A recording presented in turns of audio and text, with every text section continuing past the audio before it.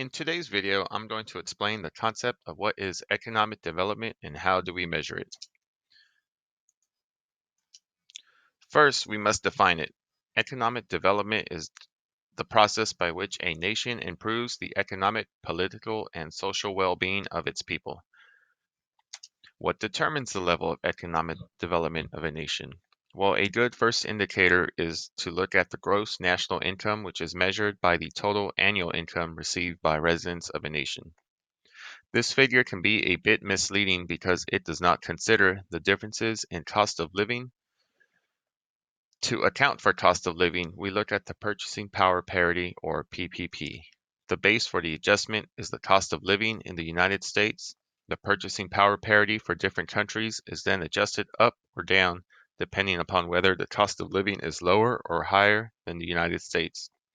A country with a lower cost of living will have a higher GNI PPP per capita because their money has more purchasing power. Inversely, a country with a high cost of living will have a lower GNI PPP because their money does not go as far.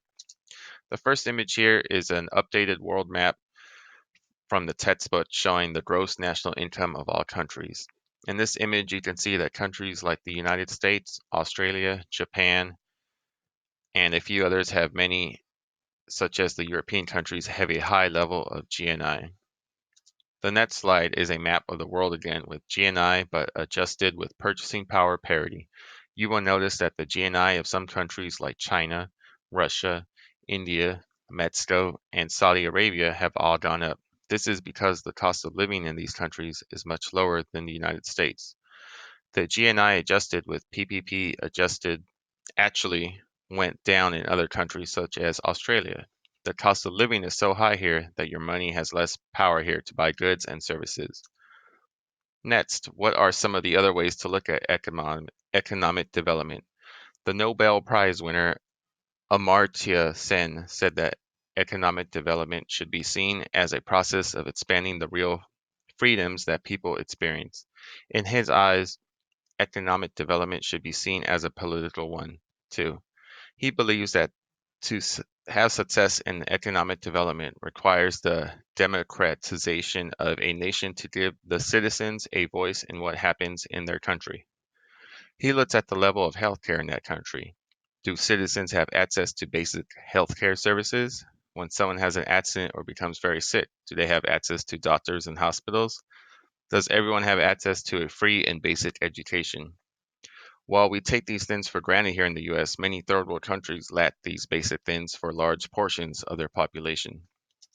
Sen's thesis was then picked up by the United Nations and used to create the Human Development Index, or HDI. The HDI index is used to measure the quality of human life in different nations.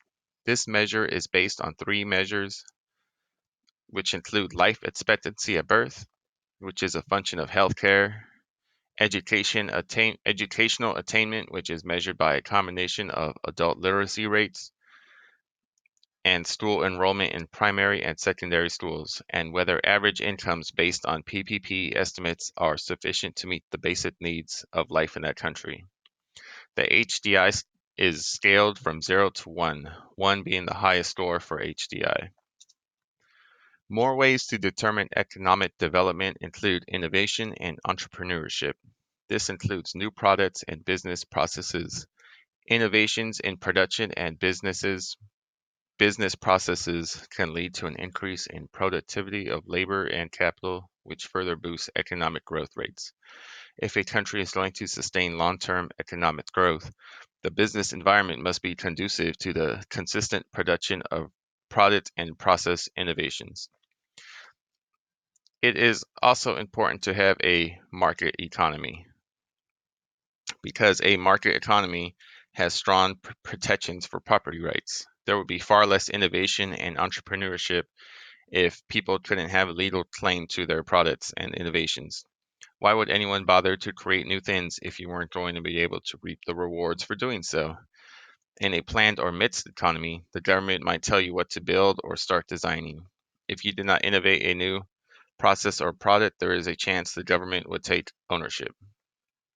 Oh, I'm sorry, if you did innovate, this would remove any incentive to innovate.